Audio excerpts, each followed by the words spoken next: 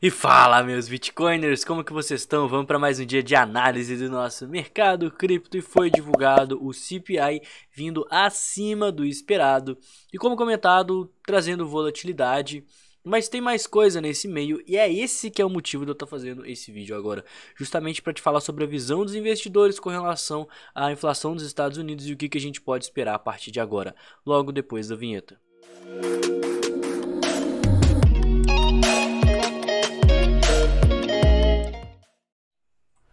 Bom, eu tô com o site do investing.com aberto com o nosso calendário econômico e conforme eu havia comentado ao longo do começo dessa semana, na análise de ontem, o dado mais importante e esperado é esse IPC, que também é conhecido como CPI no inglês, que é o Índice de Preços do Consumidor.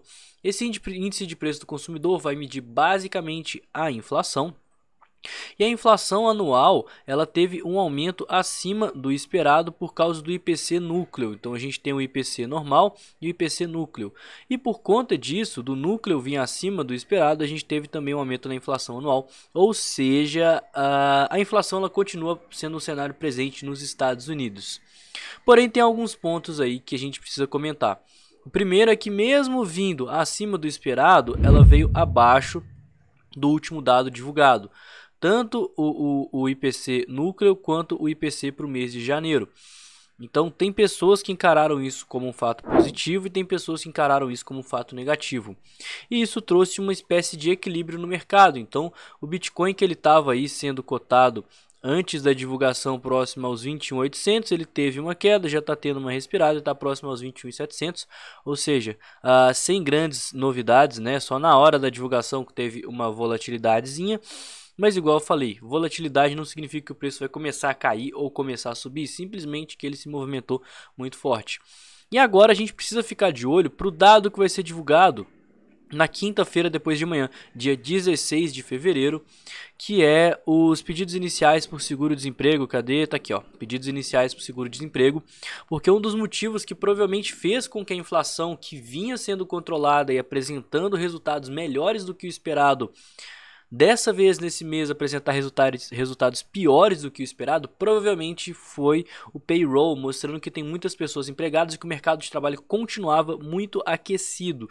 Então esse pedidos iniciais para o seguro-desemprego poderia confirmar esse fato.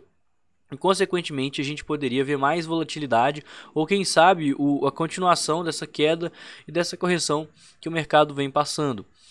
E continuando aqui também a nossa análise, eu estou com o nosso order book aberto. A gente vê logo de cara que temos mais ordens de compra do que de venda e uma pressão vendedora de curto prazo, igual tinha ontem, né? Os 22 mil dólares é a nossa resistência de curto prazo e é um ponto que o mercado rejeitou.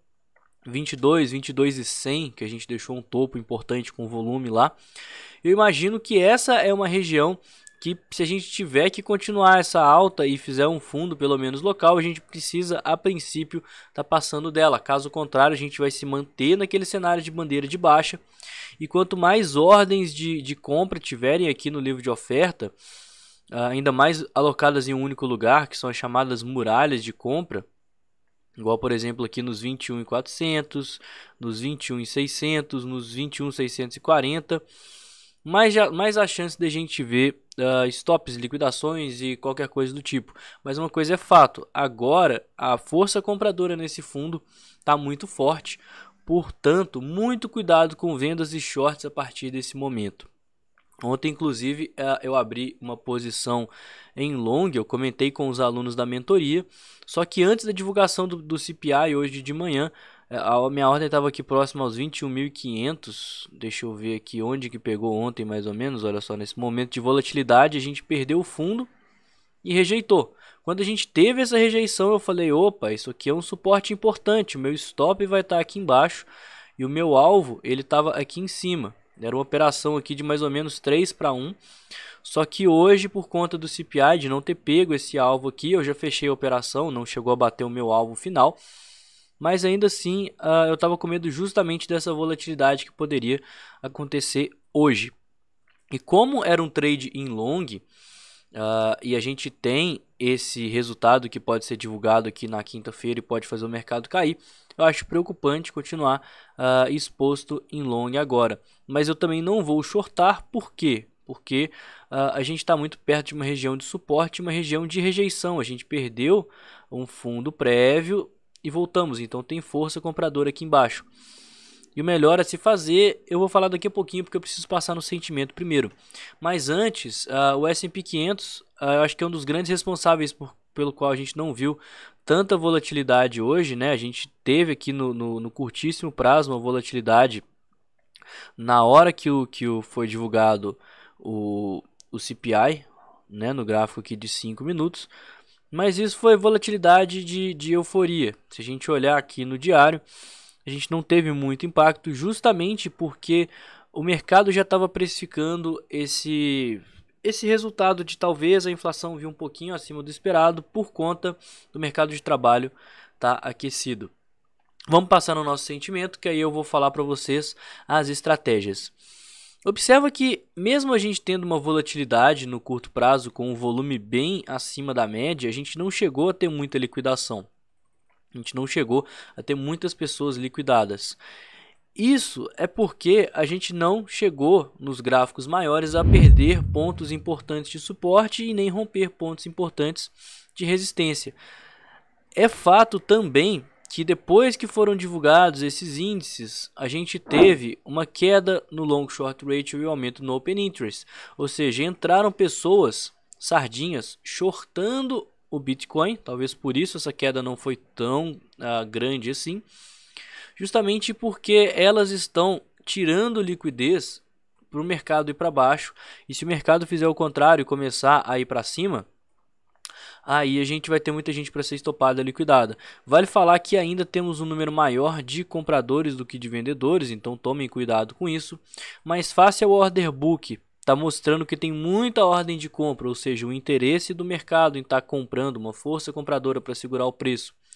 A rejeição de rompimento de fundo que a gente teve ontem, e mais as sardinhas querendo shortar, isso torna esse suporte ainda mais forte. Em contrapartida, se a gente romper um suporte forte, vai pegar muito stop, vai ter muita gente sendo liquidada, a gente pode continuar esse movimento. Então, considerações finais e o que eu estou de olho. Bom, pessoal, a gente está num formato aqui no diário, ao meu ver, de bandeira de baixa, respeitando aqui a região das médias. Inclusive, se a gente traçar uma Fibo, a gente vê que estão respeitando os níveis de 382 de Fibonacci, que é uma região forte aqui de resistência. Sem falar que dentro da região de Fibonacci, entre o 382 e o 618, a gente tem essa região que também era um forte suporte e que agora eu vou até mudar a corzinha dela para vermelha porque ela vai ser uma forte resistência sim. E isso torna a maior probabilidade de a gente fazer um topo descendente para continuar essa queda. Arthur, mas você falou que a gente talvez que está perigoso shortar agora, mas está falando em continuar a queda. Sim, continuar a queda no longo prazo, tá? Então, se a gente tiver um movimento de respiro, igual eu estou falando, que a gente tem uma força compradora aqui, tem os shortadores dando liquidez para o preço continuar subindo, eu não acredito que a gente possa ver esse movimento forte desse jeito. Tá? Porque tem fatos importantes macroeconômicos para acontecer e simplesmente faria um topo descendente aqui no diário para a gente continuar essa queda. Outro comentário importante que eu tenho a fazer é porque comentaram no vídeo, se fizer o pivô de alta no diário, você acha que a gente vai começar uma bull run para o próximo halving do ano que vem? No diário não, tá? Mas eu até respondi esse comentário. O importante seria no mensal, porque a gente está seguindo a tendência primária de baixa do mensal. A gente está fazendo topos e fundos descendentes. E respeitando a região das médias e tudo mais. Então, enquanto a gente não reverter essa tendência, a gente vai continuar nessa tendência de baixa, tá? Então, para a gente ver o bull market, ver o halving e tudo, é muito interessante que a gente faça esse pivô aqui no diário. E com isso, né, os cenários que eu estou de olho.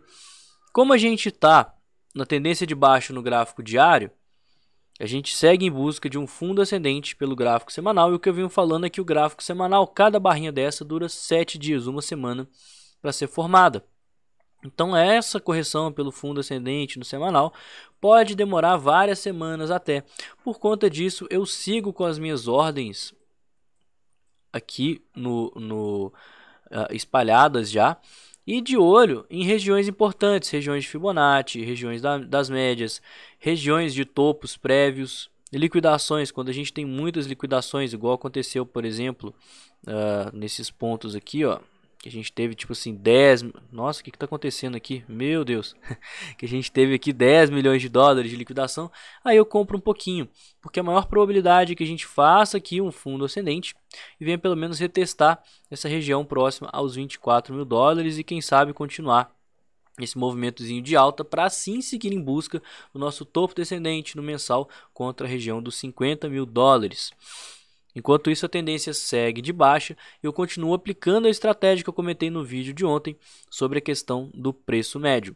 Além do mais, eu estou com alguns trades abertos em altcoins que estão servindo para eu aumentar a quantidade de capital que eu posso estar utilizando nessa formação de fundo ascendente.